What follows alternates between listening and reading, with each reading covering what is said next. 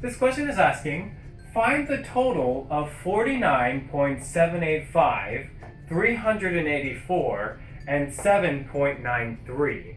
So what we're going to do is we're going to add these numbers together, lining them up by their decimal points. So like I said, when we're adding these numbers together, we're lining them up by their decimal points. So this is 49.785. 384, the decimal is right after the 4. It's imaginary because that's what math does. They put imaginary stuff in it. And then we have 7.93. Now you can replace these spots with zeros that don't have anything in them, but for mathematical reasons, let's just keep it simple. So now we're just going to add them like we normally do. 5 plus nothing gives me 5. 8 plus nothing plus 3 gives me 11. Carry the 1. 1 plus 7 plus 9 gives me 17. Carry the 1. Make sure that the decimal point is in line with everything else. 1 plus 9 plus 4 plus 7 is going to give me 21. Carry the 2. 2 plus 4 plus 8 gives me 14. Carry the 1. 1 plus 3 gives me 4. So, 49.785, 384, and 7.93, we add them up all together, it's going to give us 441.715. And this is my final answer. This question is asking, find 259.837 less than 300.13. What this question is asking is that it's going to be 300.13 subtracted by 259.837. So looking at 300.13, any number past this 3 is just going to be 0. So we can add as many zeros as we want.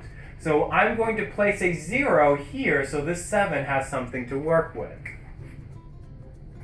So now that we got that housekeeping done, we're going to subtract how we normally would. 0 cannot be subtracted from 7, so this 0 is going to borrow 10 from this 3, making this 3 a 2, and making this 0 a 10. 10 minus 7 gives me 3. 2 cannot be subtracted from 3, so this 2 needs to borrow 10 from this 1, making this 1 a 0, and making this 2 a 12. 12 minus 3 gives me 9. 0 cannot be subtracted from 8, so it needs to borrow from the next number. But this number has nothing to give. Neither does this number because it's 0. Only this number has something to give. So this 3 is going to become a 2, making this a 10. Now, this 10 has something to give to the next number. So this 10 will then become a 9, making this next number a 10. Now this 10 has something to give to the number after it. So this 10 will now become a 9, which in turn will make this 0 a 10. So now we can do 10 minus 8, which is going to give us 2. We line up the decimal point, so the decimal point is going to be right there. 9 minus 9 is going to give us 0. And 9 minus 5 is going to give us 4. And then 2 minus 2 gives us nothing.